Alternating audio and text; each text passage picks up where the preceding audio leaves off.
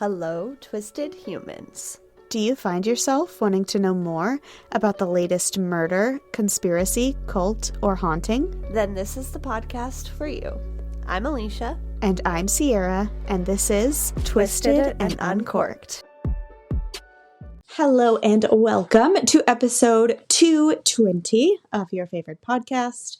Today I am telling you a bit of a twisty-turny tale that I'm going to characterize as disappeared, maybe unsolved. Listen, there are, of course, theories about it already being solved. I find that it is disappeared. Some people will find that it is unsolved. Other people will find that this is just a story. So we'll figure that out together as we go. First, do you have a fun fact for me? I do, and that was an interesting segue based on what we were just talking about. If you hadn't used the word disappeared, I was like, bitch, are you covering Jack the Ripper? I was telling Sierra about a episode that I was listening to where an expert is dissecting the death and birth charts of the Jack the Ripper victims, and it's fascinating. So that leads me into this fun fact that I've pulled up that is astrology related, and I thought that this was quite funny. I have a fun fact about a Virgo and a fun fact about Libra. Nice. So astrologers say that people with this Virgo sign make good museum curators, book editors, and theater critics as jobs. Yeah. So Sierra, in another life, maybe you got to switch careers from I did used to work in a museum. That was my first job. My first job ever was at the Cincinnati Stop. Museum downtown. Yeah. I didn't know that was your first job. That's really funny. And a fun fact about a Libra is that the scales is the only inanimate object as a symbol for the Well, what about water? astrological signs. I guess because it's a Is person water pouring an the water? inanimate object? I don't know. I always just assumed inanimate meant not alive. I think that this author used inanimate possibly incorrectly, but it is the only object that is not nature or animal related. Right. Okay. Yeah. Which I I can thought see was that. interesting. Yeah. Yeah, that's my fun fact. What do you got Love it. for me? My fun fact is about grapefruits. Oh. First of all, have you ever had a pomelo? Yes. I have not. So a pomelo is They're like gigantic green. grapefruits. Yes, they're huge. The outside is greenish yellow, and the inside is pink like a grapefruit. A grapefruit is a combination of an orange and a pomelo. Those two things were mixed together to make, accidentally, actually, and made grapefruit. And the reason that they are called grapefruit is because the fruit grows in little clusters like grapes, which is so interesting to me. I never knew that. I was always like, what is a grapefruit? A grape and an orange? That doesn't make sense. Yeah, and I didn't know that it was like an accidental combination Yeah. of citrus fruits, which is interesting Yeah. because I think lemons are too, if I remember correctly. I don't think lemons occur naturally either. But I love grapefruit. I have to have it rarely because it interacts with SSRIs, which sucks. But Yeah. it's still that's a fact that's not the so only fun. I know downside. we've talked about it before, but today's But I drink love is grapefruits. grapefruit involved, and so I want to put that warning out there that if you are taking antidepressants or any type of SSRI medication, the grapefruit is bad to have with those medications. It counteracts it. It can actually the issue is that it has the same ingredients in it, I believe, and so you can overdose on it. So you want to be really careful about eating grapefruit when taking SSRIs. And if you are not taking SSRIs, take your grapefruit at liberty. Yeah. Take so much grapefruit, okay? It's good for you. So like I said, today's episode pairs well with a grapefruit drink. It is a Paloma mocktail.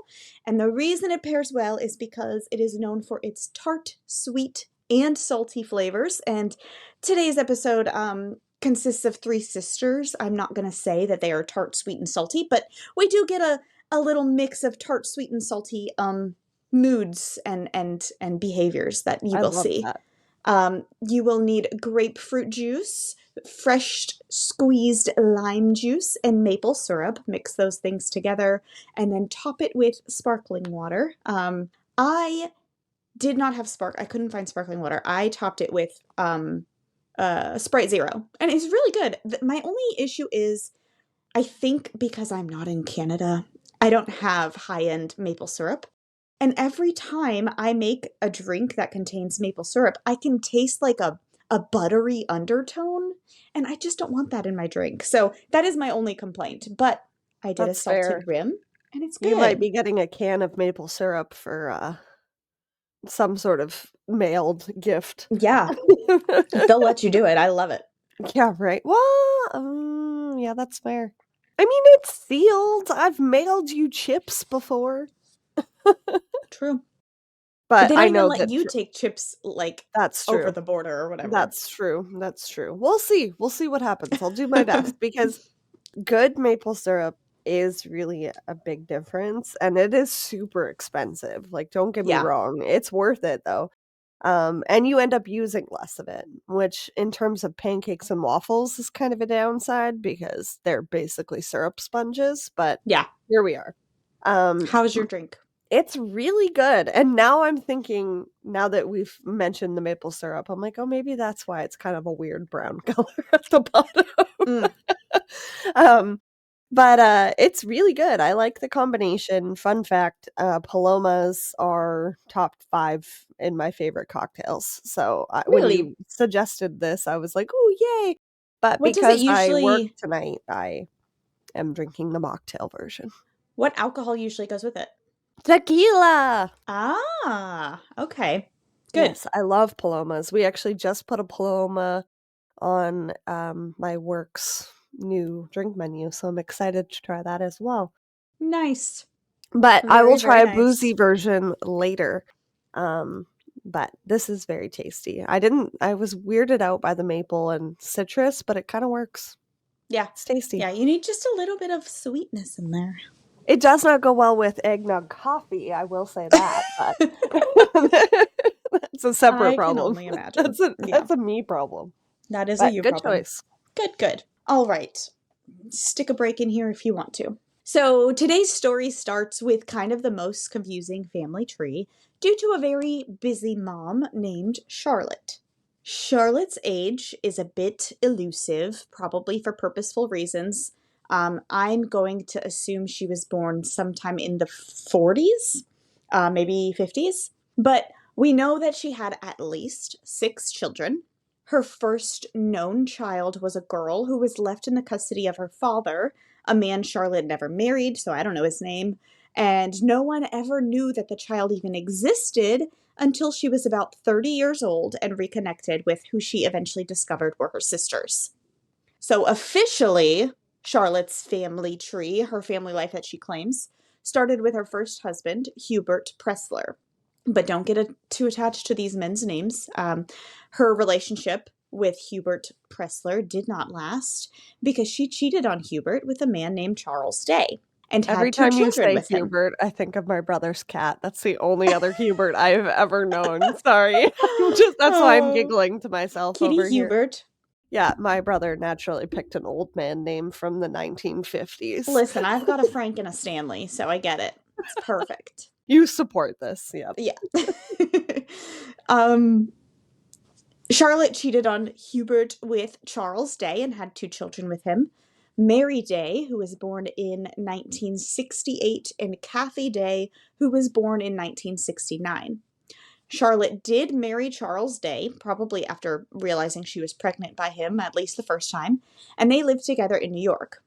But he didn't last either. Charlotte cheated on Charles with a man named Ira Hoke and had another child, a daughter named Sherry, born in 1971. So when you She's meant busy, you literally meant busy. busy. Okay. She stayed with Charles through this affair, but eventually left her husband for another man she was having an affair with named William Huell. While Charlotte and Charles were going through their divorce proceedings, the 3 girls, Mary, Kathy, and Sherry, were put into foster care and eventually a home with the foster family. Looking back at it now, it seems likely that neither adult wanted to keep the children.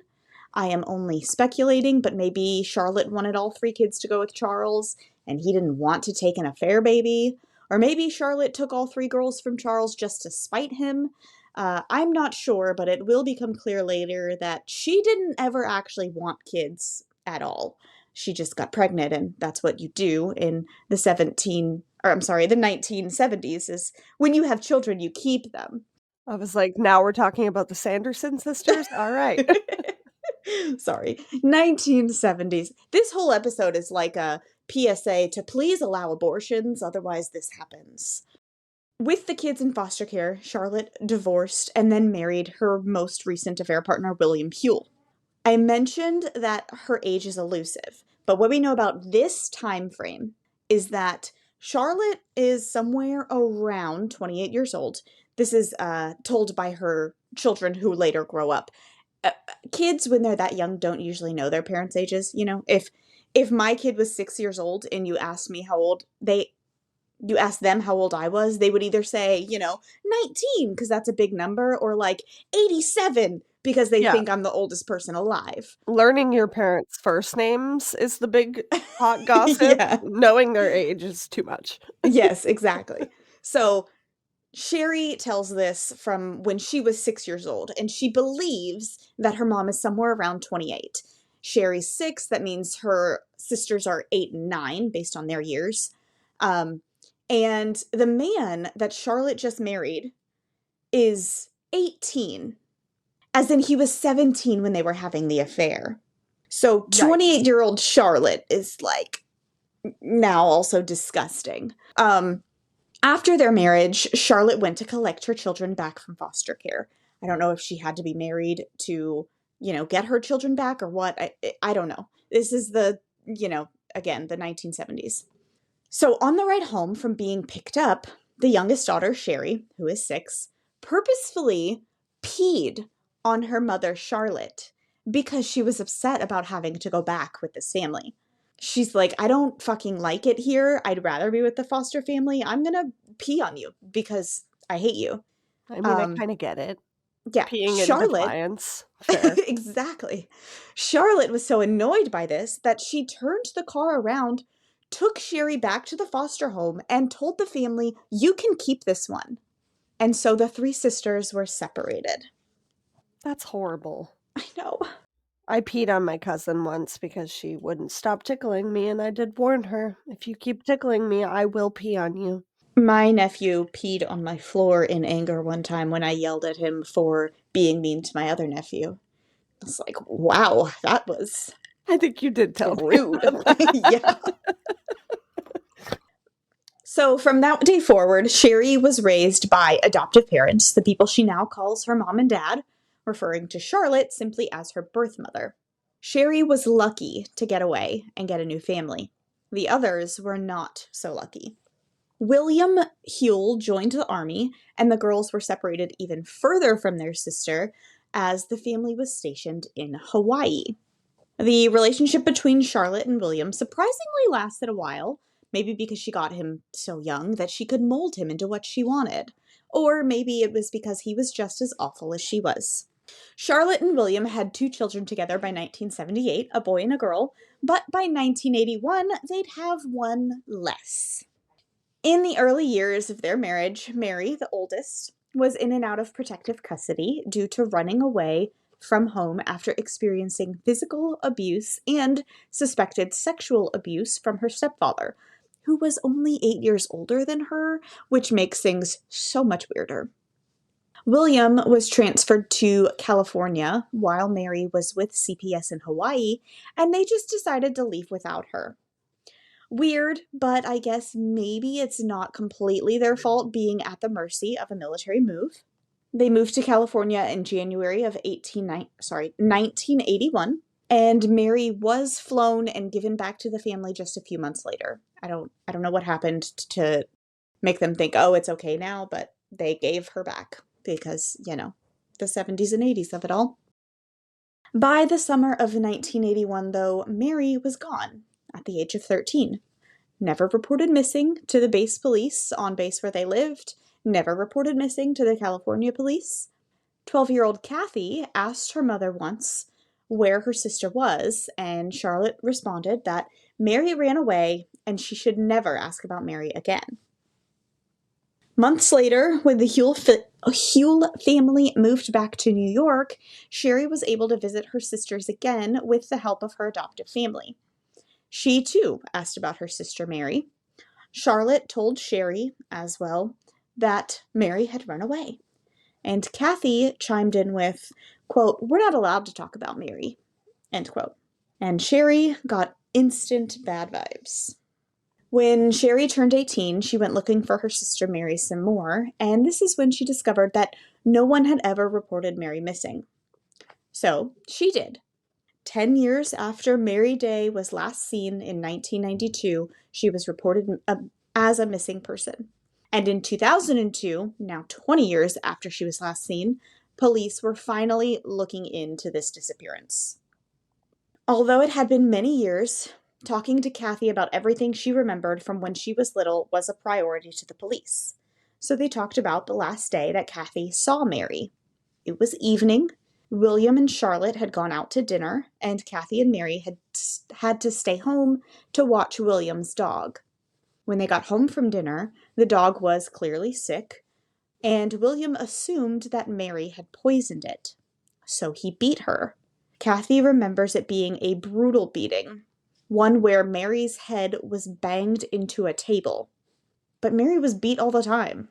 If I were Mary, I'd probably run away and never come back after that as well, but it's hard to believe that she even made it out of that home alive. Kathy also remembered that before Mary disappeared, she and her siblings were always allowed to play in the backyard. But after Mary, quote-unquote, ran away, William set a hard perimeter on the yard. There was a line that no one was allowed to cross, a whole area of the yard that was off limits. This looks bad, or good if the goal is to recover a deceased Mary, and for Sherry, that was always the goal. She remembered how awful life was with her birth mother, and so she always assumed Mary had been killed. But the police couldn't just go on what Kathy said, so they interviewed Charlotte and William as well. The conversation with Charlotte was so awkward and clunky. She never admitted to anything other than not reporting Mary missing when she, quote-unquote, ran away. They asked when the last time you heard from your daughter was, and she immediately said 1981, when she last ran away. She What also the went, fuck? Like, yes, be less concerned, ma'am. exactly. At one point, they asked, "Do you think Mary is dead?" And she said, "If she died, she died." Like, she did not give a fuck. And this is years and years. Like, Mary would be 35 years old now. This was so long ago.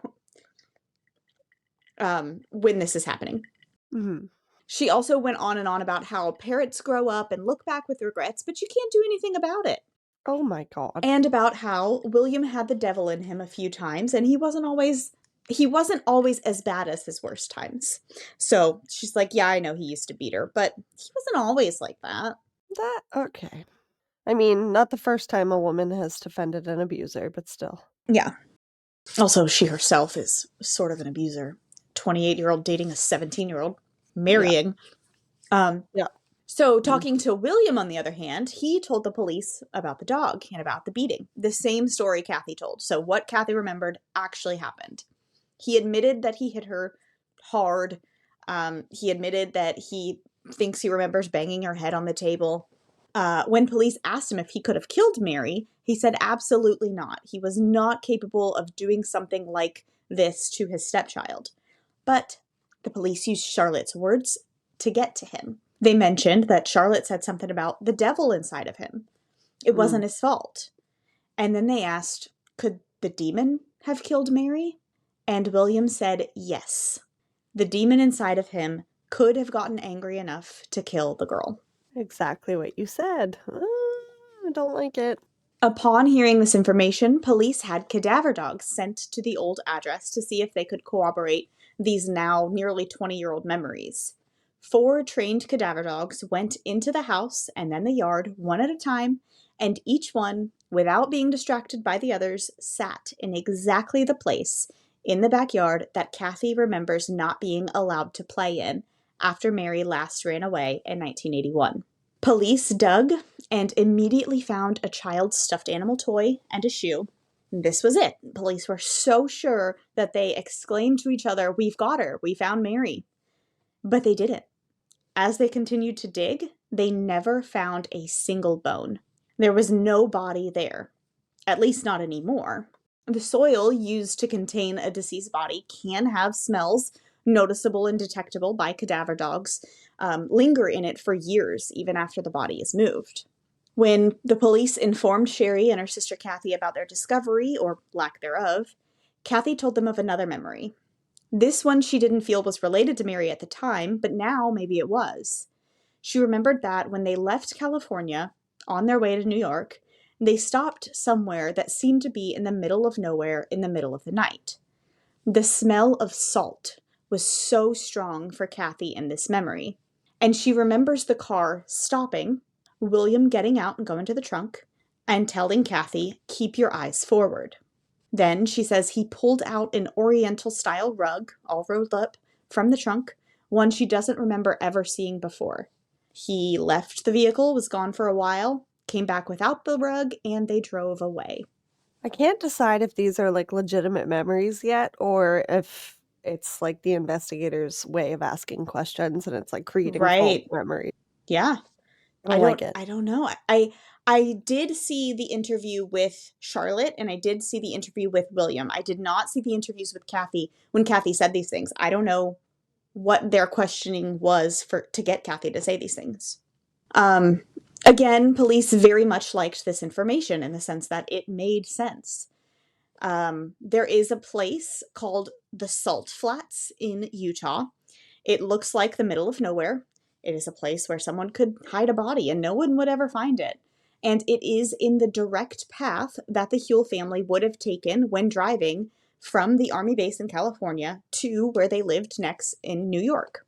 That must have been what happened. Mary was buried in the backyard and then dug up and reburied when the family left so that the next people to live in that house wouldn't ever discover what they had done. All of this information was good for police to make a case against the family, but no body homicide cases weren't easy to win at this time, especially when all of the evidence against the parents was circumstantial and based upon 20-year-old memories. Yeah, they're still not easy to win. Yeah. A full confession was going to be needed from at least one of the parents. But about 9 months after all of these discoveries, something completely shocking happened. The detective who was investigating the case of missing Mary Louise Day got a phone call from the police in Phoenix, Arizona. An officer there had pulled over an old truck that had stolen license plates on it. The driver was a woman with a driver's license that claimed her identity was Mary Louise Day with the same birth date as the missing sister. A 35-year-old Mary Day who had been missing for 22 years, who had not used her social security number in all that time for anything, not a home, not a car, not an ID, not a bank account, had finally used her name and social for the very first time 3 months previous, while police are investigating her disappearance, to obtain a form of identity, allegedly because she needed it to get health insurance in order to have a gallbladder surgery that she just discovered she needed. What a crazy coincidence. When police tried to talk to Mary about what happened to her all that time ago, she couldn't remember the day she ran away. She didn't remember the incident with the dog or the beating. She remembered being beaten and even sexually abused by William. She remembered she had sisters, but she didn't remember how or when she ran away, just that she eventually got tired of the abuse and left. She said she went to stay with friends of the family for a while, and those friends of the family said that they had a photo of her when she was about 15 years old, so not dead. Though ever since she ran away, she never went by Mary, she went by Monica Devereaux. Maybe that's why no one could ever find her. She also went by a different birthday.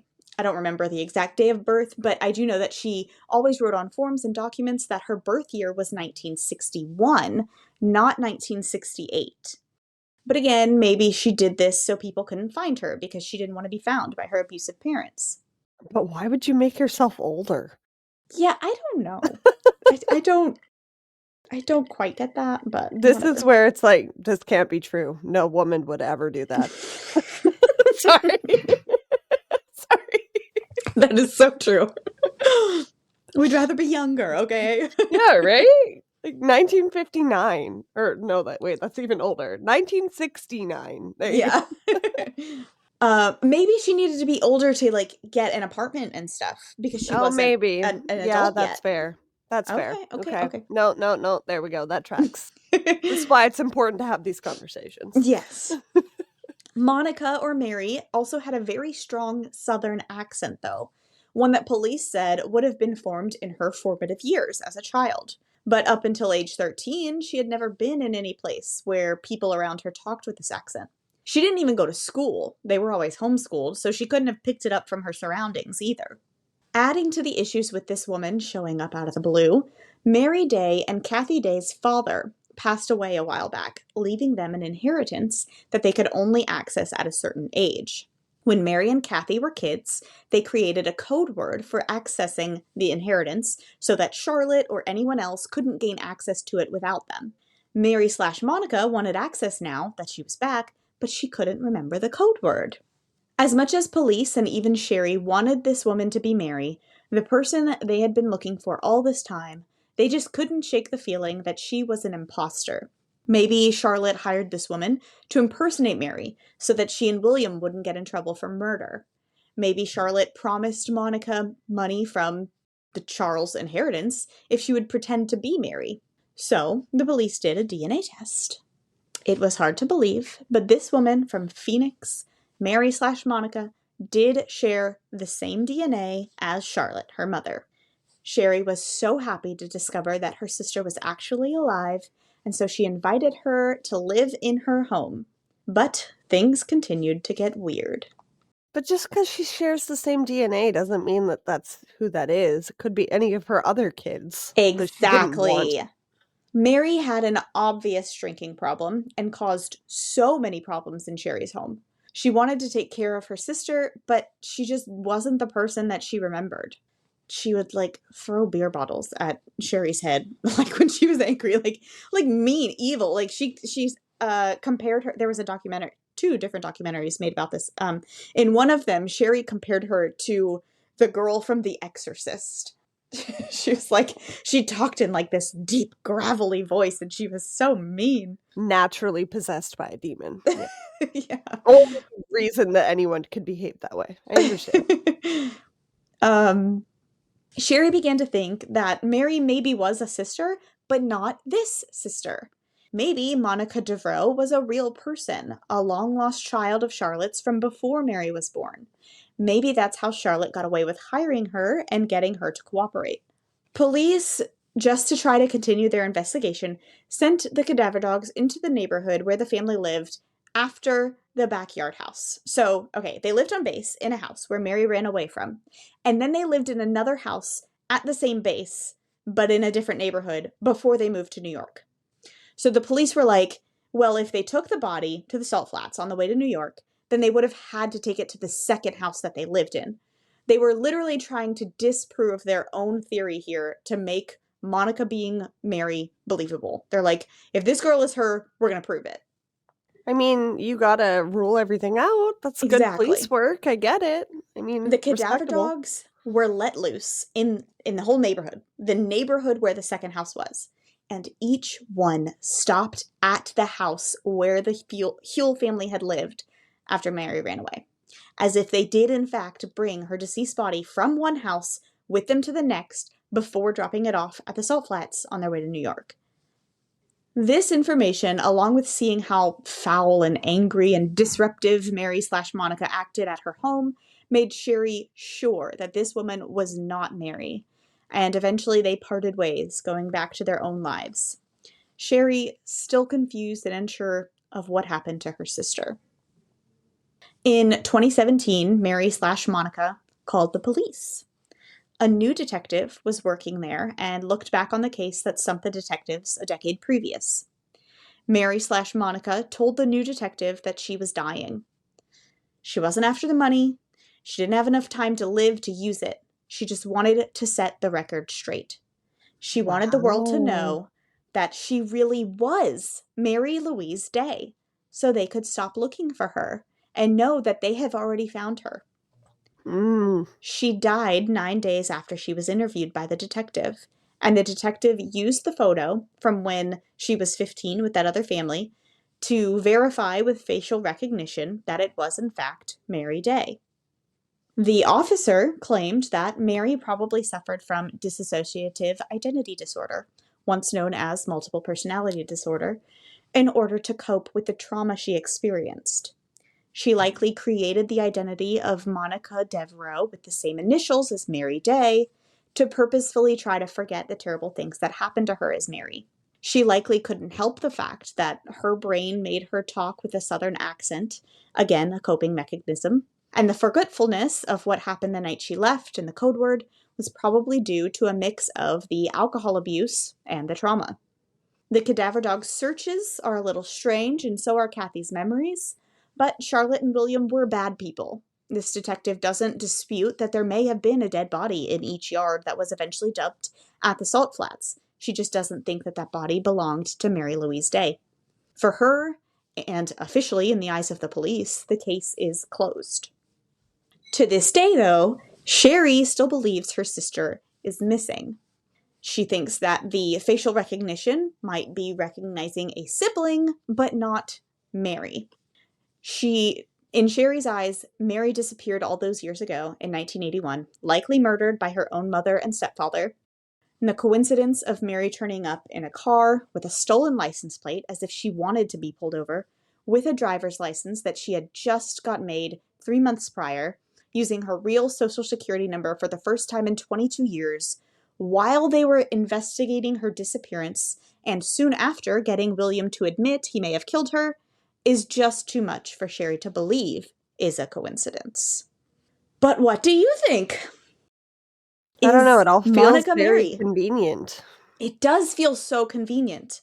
But at the same So time, part of me doesn't wanna believe it, but also, like, I wanna believe facial recognition, and I wanna believe, you know, DNA, but if there's just bodies everywhere, like, I feel like yeah, we need that's a more of an problem. yeah, that's a really big problem that they're like, "Yeah, that's reasonable to believe, so we need to be looking into it, people." Um, I think they're dead now. I just think it's too convenient. I don't think it is. I think it's another one of her kids. Yeah, the only reason I'm like, because I completely believe that someone who experiences that much trauma Oh, for sure. would have dissociative identity disorder and would have an alcohol problem. Like, how do you not? Mhm. Like, Yeah, that's a hard fucking life. I yeah. can see Mary running away, saying she's older than she is so she can get by, changing her But name, how has she all of gotten these away things. with not using her identity, her That's the Social part that I can't Security? believe. And then the coincidence of, oh, she just used her social security number 3 months, That's the weird part to like, me. Like, unless she's been taken care of by somebody else and has never yeah, had to use it, but then again, why now? I don't know. yeah. It's too much of a coincidence to me. It's And crazy. it makes me sad. Like, I do believe that somebody can experience that and completely change, but I don't know, I wanna trust the gut feeling of her family, like, Yeah. that it's not her. And I get it, these people are horrible. They're gonna wanna get out of a crime if, you know, it's catching up to them. Yeah. Look for more bodies, that's the only way we're gonna know. Well, burying a body in the salt flats is like burying a body in the desert. You know what I mean? Like, you could be looking for ever. Yeah, that's fair. And that's um, really sad. Like, I yeah. also don't wanna believe that that is what came to a child. Like, Yeah. It it's a reminds very me of interesting story, though. what's her face from that terrible book we read. You know, the mom with the daughters. I can never remember her name. Yeah, it Oh, reminds me of that all over again. the lady that killed her friends. Yeah, Yes. totally does. Why can't we block her name out? This is Always. the We always second do. time we've I referenced know. this, guys, and we can't think of it. Shelley Notek. Oh, good lord. Yeah. We figured it out, guys. Shelley. Jesus. That was terrifying for a second there. Yes, the book is called If You Tell, and it's a very, Yes. very sad book. Okay. See, this is what happens, guys, when you experience trauma. Not even just secondhand trauma. Reading about it trauma. Um, yeah, it definitely reminds me of that too. Yeah. I don't want to minimize mental health disorders. No, gosh, no. And that's why this case is so crazy to me, because like I know that mental health is a crazy thing, especially when you've experienced trauma. So maybe this is just a mental health episode. Mhm. But at the same time, I How have just you don't gotten believe in this 22 years many. in life without needing your ID? Yeah, I just don't believe in this many coincidences. It's true. Like, one is a coincidence, two, maybe three is a pattern. Okay. I don't know. Listeners, let us know what you guys think, as Yes. always. Curious. And either way, it's incredibly sad, no matter what the outcome is. So I'm glad to know of this story. I can't believe I've never heard of it. Yeah. And just, God, don't whore around if you don't want children. Jesus. Yeah. Oh, and I if don't you want want to to slut watch shame. the documentary for it, Oh, yeah. there's one on 48 Hours, and then that one, allegedly Sherry, who is the one spearheading this investigation, is Hmm. not does not quite agree with as much as the other one. So I suggest watching the other one. It's on HBO Max on the ID channel. It's called The Curious Case of, and it's like every episode is a different thing. This one is, I think, like episode 2 or 3. It's The Curious Case of the girl who died twice. Well, on that note, do you have anything exciting coming up Um, besides a New Year's party that is thankfully not? Oh, Look your at my nails are nails. very pretty. Sissy did them. Oh, wow. I She know. did a good And job. I don't think I want to Just do this. regular I don't nail know if polish or is that gel? it's gel. Don't put your feet on the internet, I know, Sierra. but they're pretty.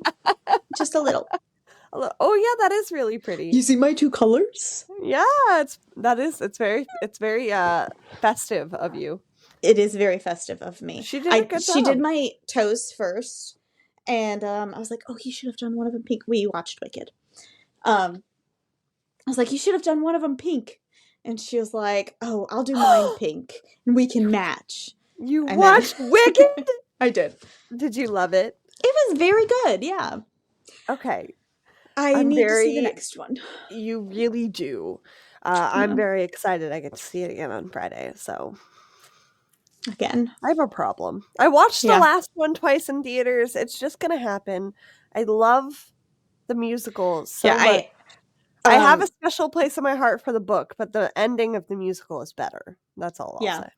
Sissy, after she did my nails, she was like, all right, now rate your toes and your nails out of 1 out of 10, or 0 to 10. I was like, unlimited. She was like, you're dumb. No. Okay, the soundtrack is so good, and the music in the first half of the musical is just better. So naturally, Kevin listened to that every day for like 6 months. Yeah. So now it's Sierra's turn because the songs are so good in it. Yeah. Ah, Well, I I'm told so you happy you finally I've watched it. always known the songs. When I was in Mhm. elementary school, my friend had But you're the hearing CD. this Right. generation's version of the Right. music, which is very good. Yeah. I do think I like some of them better, but I will say that loathing Galinda is a much unadulterated. more unlikable character than I thought she was going to be. The whole time, like, there were a lot of sad Like her parts. mean girl bully energy at Yes. the beginning? Yes. Hmm. Yes. Yeah. She has good character arc, though. Well, maybe in the second one. So far, I still don't like her.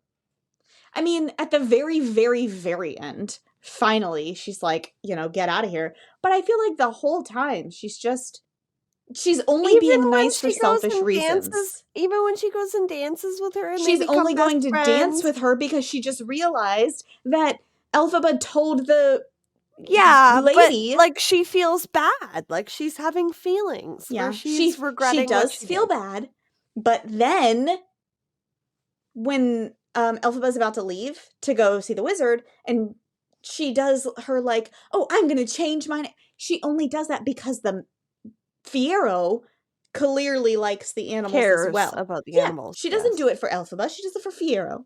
I don't like her. That's true. I don't She's know. very We'll see. funny, though. Yeah, it is fun to And she laugh does at play it her. well. Like her little "wow" in Popular, Yeah. like, I loved I loved it. But yes, yeah, you definitely need to watch part 2 and then immediately report back. Yeah. Yeah, That I'm was my glad you happy. liked it. Do you like Jonathan Bailey as Fiero? It could Um have been Nick Jonas, I'm just saying. Did you know that Joe and Nick both auditioned for that part? no. Fun fact. I do. If I it do was like Nick him as Jonas, I it. think I would have liked it less. Yeah. But maybe that's hindsight is 2020 because I don't know how I can see anybody else but Yeah. Jonathan Bailey now, so It I like I feel like Nick Jonas doesn't play cocky well.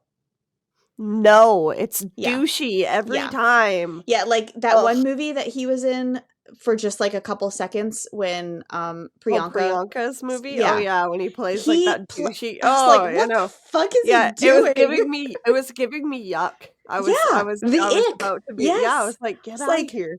this isn't right. He doesn't play cocky well. He's too, No. I don't know, Innocent? kind-hearted.